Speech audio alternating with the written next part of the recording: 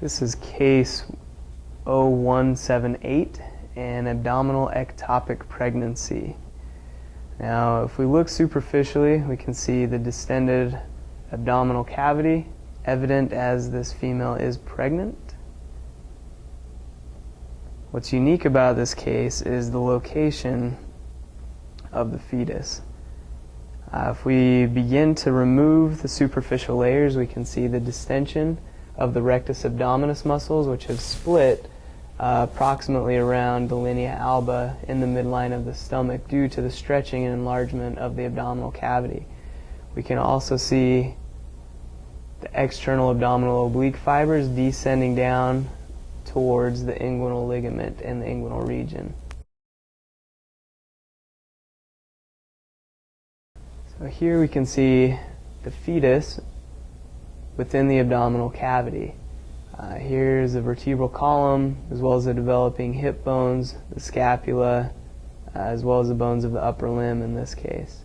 The placenta, giving blood supply to the fetus, is located here. Traditionally, the developing fetus would be located inside of the uterus.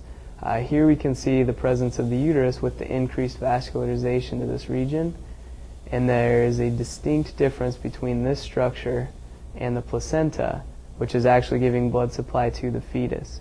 Now, depending on the location of the fetus as well as the blood supply, at some point this could be life-threatening to not only the fetus but also to the mother. Obviously, this would not have a natural birth of being able to go out down through the uterus and the vagina. Rather, a C-section or cesarean section would be necessary to allow the child to leave the abdominal cavity in this situation. By using the cutting tool, we can actually isolate out the fetal skeleton in this example of an ectopic pregnancy.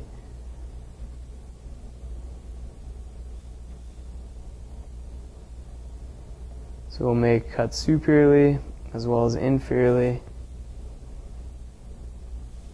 on the far side, as well as here closer to me. Now lastly, we'll rotate this and remove the remainder of the vertebral column.